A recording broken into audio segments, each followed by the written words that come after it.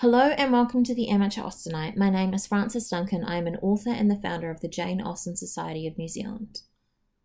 My very special guest is my mother Brenda. Hello. And today we are discussing Chapter 9 of Mansfield Park by Jane Austen. In Chapter 9, the whole crew is at Southerton. They go through the house, which Fanny finds lovely and Miss Crawford finds tedious. They visit the chapel and it's revealed that Edmund is going to be ordained as a clergyman, and the talk of Maria and Mr. Rushworth getting married also throws up emotions. And then they go for a walk outside, which was the whole point of the visit, to look at the outside. Then they go into the little wilderness and Fanny gets tired and needs to sit down and is abandoned by Edmund and Miss Crawford. Poor Fanny. She is often abandoned. So the last chapter ended with them pulling up to the door of Southerton. This one details the entrance, and then they go and sit down and have food, and they're trying to figure out how to get around and have a look at everything outside. They're talking about potentially using a carriage to do so, but they can't come to any agreement on this. Then Mrs. Rushworth suggests that they show people around the house because Fanny and Miss Crawford haven't seen it before. Miss Crawford listens civilly, while Fanny attended with unaffected earnestness. She's so sweet. And then they get to the chapel. So it used to be a thing that the great houses had family chapels. And Fanny is talking about how it's such a shame that they stopped having prayers every day in the family chapel. Miss Crawford was definitely not favour of any of that.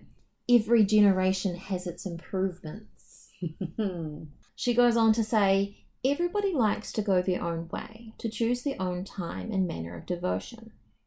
This struck me as a little bit weird because I'm surprised that Miss Crawford goes to church at all, or has any of these sort of beliefs, considering the way that she acts and her modern ideas. But I'm guessing it was still an expected thing of the time period that you still went to church, you still believed in God. This was the way that you did things, therefore she didn't really have a choice. The way that she talks about it makes me wonder if she did actually have any of the beliefs and just followed the things that she had to do because it was required. Yeah, I agree, because she's very negative about the whole thing, about the chapel and about praying, and the servants were getting together and being told that they have to go and pray, and oh, how could they do that? She's very anti, I feel. We both had a little laugh about the former belles of the House of Rushworth, starched up into seeming piety, but their heads full of something very different, especially if the poor chaplain was not worth looking at. Yes. And then she goes on to say she is digging herself a hole here. In those days, I fancy parsons were very inferior, even to what they are now.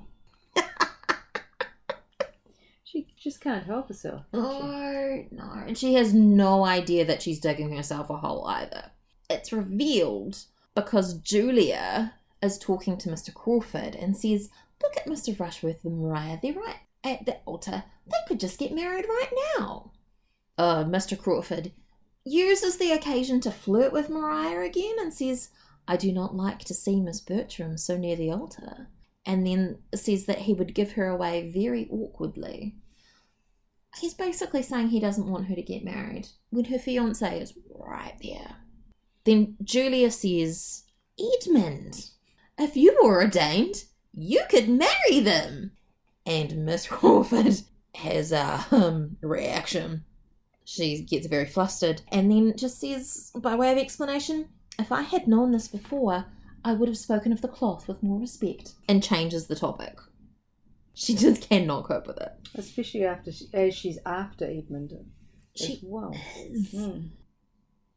Then after that, they go out onto the lawn. There's much more talking about what they should be doing, and talking, and they can't decide. Then everyone's like, oh look, there's a door, and just walk out it. Julia gets stuck with Mrs. Rushworth.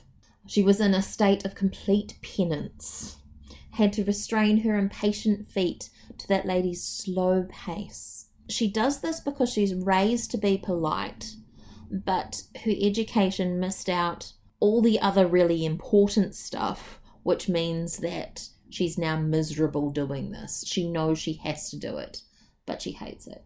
I feel for her. That happened to me once. I feel you're missing out on everything.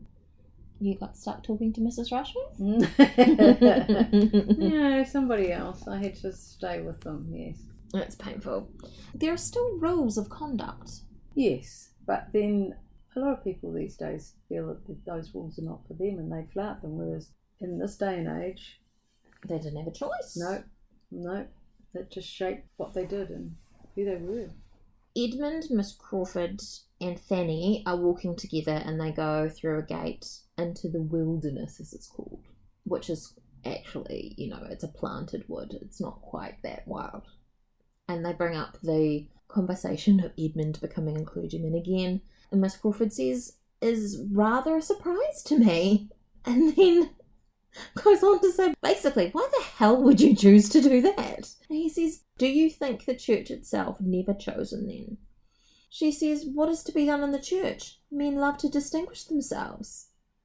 Basically, you cannot be important if you're in the church. Mm-hmm.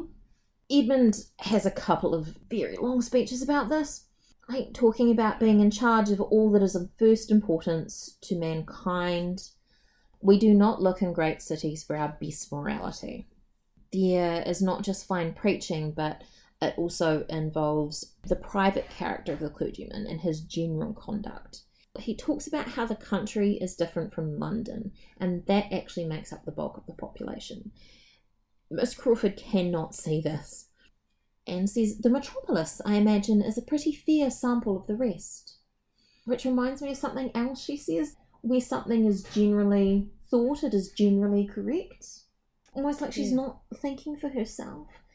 I think too she's got to the stage where she's anti people going to the chapel. There's all that, and then of course it comes up about him following the cloth. And I feel also that she's trying to cover that, still feeling the guilt from the way she spoke once she realised he was becoming a clergyman himself. She's just spouting off, but also she wants to impress him. She feels that the way to do it is to carry on spouting forth. She just continues. She kind of puts her foot in it. Yeah.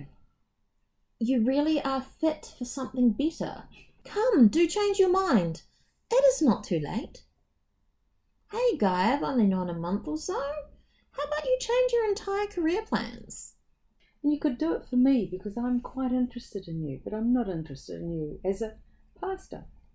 Fanny gets tired and Edmund beats himself up for being thoughtless and offers her his arm.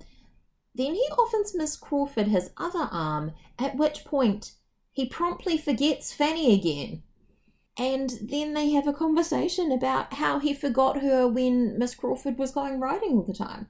And he beats himself up again, despite the fact that he is currently neglecting her. He's being swayed by Miss Crawford. Well, she's trying to, and he's leading her a bit.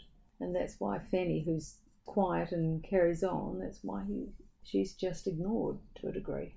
Miss Crawford is made a little bit of fun of. She says, a watch is always too fast or too slow. I cannot be dictated to by a watch. Oh, yes. And she's thinking that they've walked a mile, and Edmund was not yet so much in love as to measure distance or reckon time with feminine lawlessness. I do love that term, feminine lawlessness. But they're making fun of the fact that Miss Crawford can neither measure time or distance. She's based in nothing practical. Yes. What does she do? She comes across as a total airhead. I hadn't thought about that before, but I think you're right. No, I didn't think she was either, but in this chapter. They find a seat and they put Fanny on it to rest. They're still arguing about how far they've walked, and they decide to go and measure it. And leave Fanny alone, and she thinks of pleasure of her cousin's care. But he's just abandoned her. Again. For Miss Crawford. Again, yeah. So not an awful lot actually happens in this chapter. Again, like the last chapter, not a lot actually happens, but we get a really good study of the interactions between characters.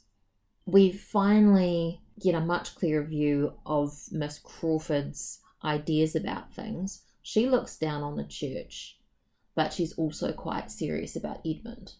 And we see Edmund neglecting Fanny again. Again, we've still got the Mr. Crawford and Julia and Mariah and Mr. Rushworth love square? Would we call it a square? Mr. Rushworth isn't interested in Julia or Mr. Crawford. We'll call it a square. We get to see Julia's selfishness. Again, she's unhappy following her duty and being with Mrs. Rushworth. We see her attempting to flirt with Mr. Crawford, and he just uses it as a segue to flirt with Mariah again. I do believe, as you were saying before, that this is a chapter where a lot of personality traits come out, I feel. Just the interaction between the couples, the way Fanny's treated, the way Miss Crawford just tries to take over everything all the time as far as the three of them are concerned. That's probably the strongest conflict in there. And that is our summary of Chapter 9 of Mansfield Park by Jane Austen. My name is Frances Duncan. You can find me at francesduncanwrites.com and on Twitter at Frances_Duncan. Thank you for listening, and we wish you happy reading.